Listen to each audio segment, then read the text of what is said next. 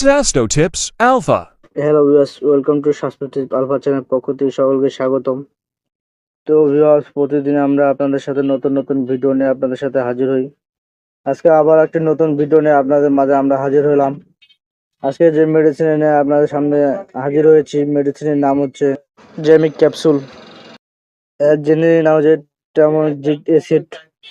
Viewers, জেমিকের ব্যবহার এবং নির্দেশনা হলো এবং সেবন বিধি, পার্শ্ব প্রতিক্রিয়া ইত্যাদি সম্পর্কে জানতে ভিডিওটির প্রথম থেকে শেষ পর্যন্ত দেখতে থাকুন। প্রিয় ভিউয়ার্স, আপনারা যদি আমার চ্যানেল নতুন সদস্য হয়ে থাকেন তাহলে চ্যানেলটি অবশ্যই সাবস্ক্রাইব করবেন এবং পাশে থাকা বেল বাটনটি ক্লিক করে রাখবেন, যাতে করে আমরা নতুন নতুন ভিডিও দিলে আপনার কাছে আগে নোটিফিকেশন পৌঁছে যায়। তো আমরা কথা না বলে মূল আলোচনা করব এখন। জেমিক ক্যাপসুল হচ্ছে জেমিক টার্মারিক অ্যাসিড। এই মেডিসিনে বাজারজাত করেছে বাংলাদেশের সুনামধন্য একটি কোম্পানি, ডায়াডা ফার্মাসিউটিক্যাল লিমিটেড। ট্রামাক্সিনের রেসিপি 500 মিলিগ্রাম। এই জ্যামিক ক্যাপসুলের খুচরা মূল্য হচ্ছে বাজারে 22 টাকা করে। এটি আপনার যে কোনো ফার্মেসিতে পেয়ে যাবেন। ট্রামানিক অ্যাসিড এই জ্যামিক ক্যাপসুলটি ফিবিনোলাইটিক একসাথে রয়েছে এবং ভিভো পরীক্ষাতে প্রমাণিত হয়েছে যে রক্তক্ষরণ বন্ধ হওয়ার জন্য এই মেডিসিনটি খুব ভালো কাজ করে থাকে। কাটাছিঁড়া যাওয়ার জন্য যে ব্লিডিং বাইর হয়ে যায়, এটা তাড়াতাড়ি তাৎক্ষণিক বন্ধ করার জন্য জেমিক ক্যাপসুল এবং জেমিক ইনজেকশন রয়েছে। মহিলাদের মাসিক হওয়ার সময় ব্লিডিং বন্ধ হওয়ার খুব দ্রুত কাজ করে থাকে এবং যে কোনো কাটাছিঁড়া অপারেশনের জন্য যে ব্লিডিং বাইর হয় তার খুব ভালো কাজ করে থাকে।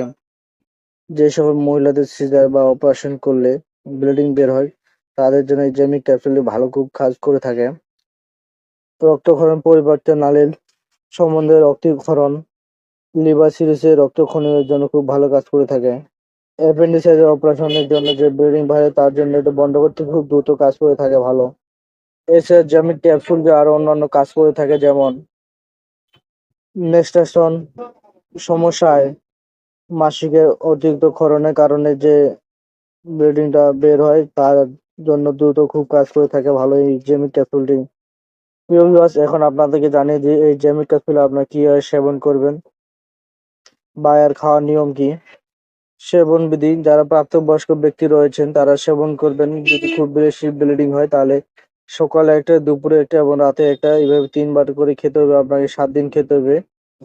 আর যারা মাঝারি ব্যক্তি রয়েছেন তাদের জন্য এই জেমিক ক্যাপসুলটি একটা করে দিনে 2 বার খেতে পারবে। এটা 7 থেকে 14 দিন খেতে হবে।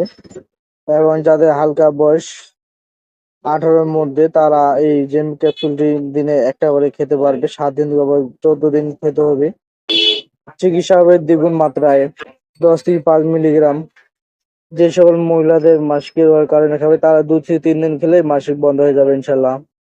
সুবিধাজনক ক্ষেত্রে সামান্য ছোট বাচ্চাদের জন্য ইনজেকশন আকারে পাওয়া যায়। সেই ইনজেকশন আকারে চিনির সাথে যুক্ত করে ক্যাপসুলের পরিবর্তে মুখে প্রয়োগ করতে যেতে পারে।